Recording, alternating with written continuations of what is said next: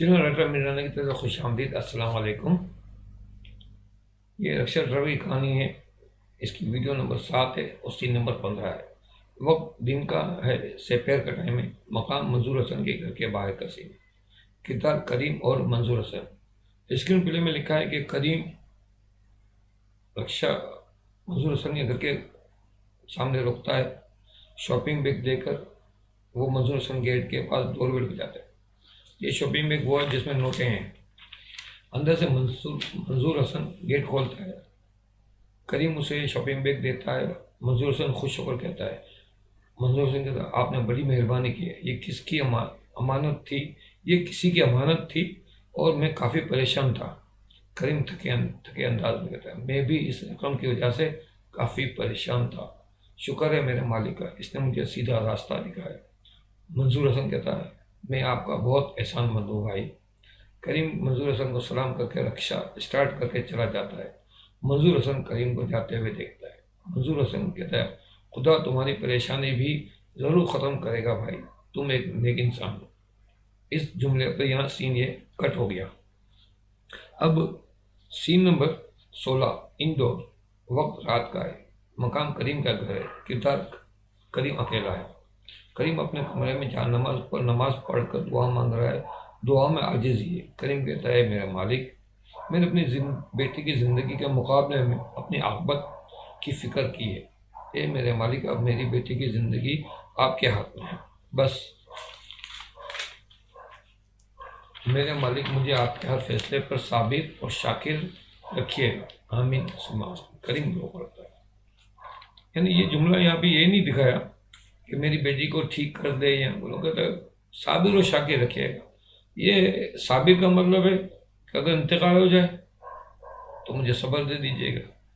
شاکر کا مطلب ہے کہ اگر علاج ہو جاتا ہے کسی بھی وجہ سے، طریقے سے، تو میں شکر ادا کروں، شکر گزاری کا مجھے ملے موقع۔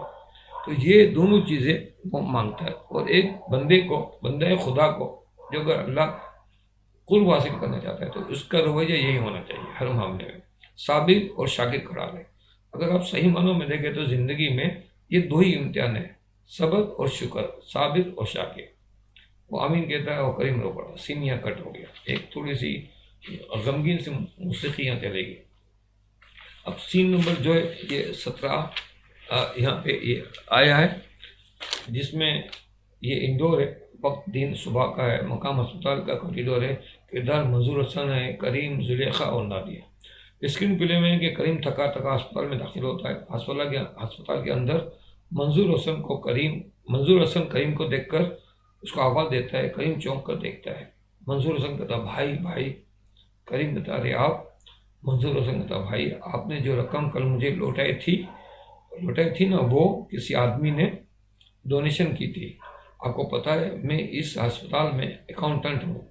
مجھے لوگ ڈونیشن اس لیے دیتے ہیں کہ میں غریب اور بے آسرا لوگوں کا علاج کروا سکوں۔ کریم کہتا، جی۔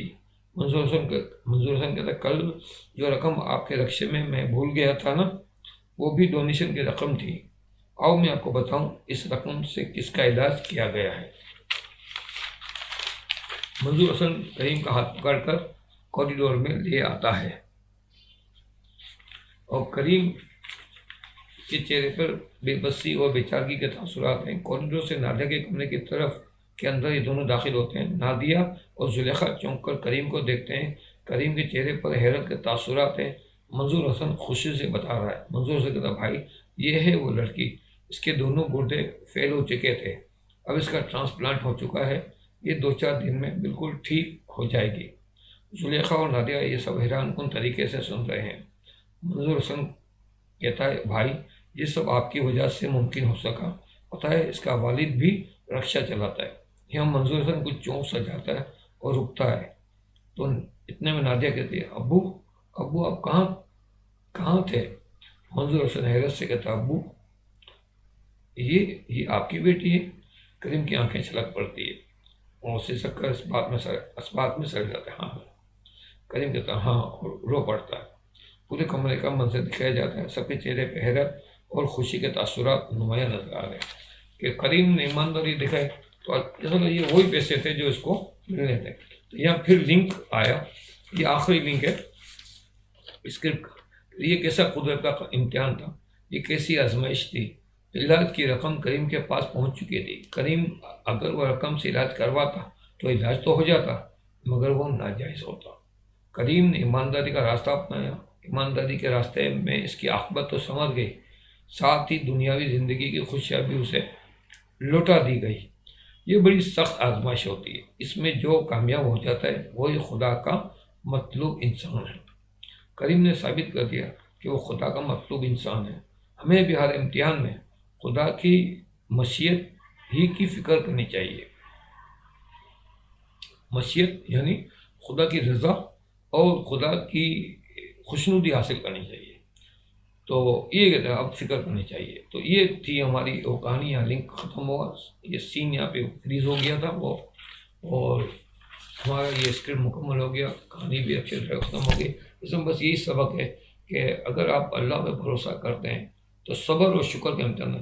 یہ تو کہانی میں ہم نے لکھ دیا کہ اس کا ہو گیا، بعضوں کا نہیں بھی ہوتا اور بچی مر جاتی تو اسے صبر کرنا ہوتا، اللہ سے شکایت نہیں کرنی ہوتی، اللہ کی رضا میں راضی رہنا. یہ ہو شکر کی صورت میں، صبر کی صورت میں اللہ کی رضا میں راضی رہنا، یہ بندہ مومن کا کام ہوتا ہے. تو بہرحال تو یہ ہماری ویڈیو یہاں پہ کمپلیٹ ہو گئی اور ہماری کہانیاں یہاں پہ مکمل ہو گئی.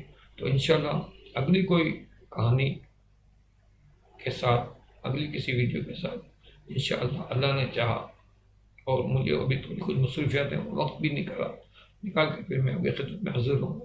جب تک اجازت دیجیے. اللہ حافظ ناصر.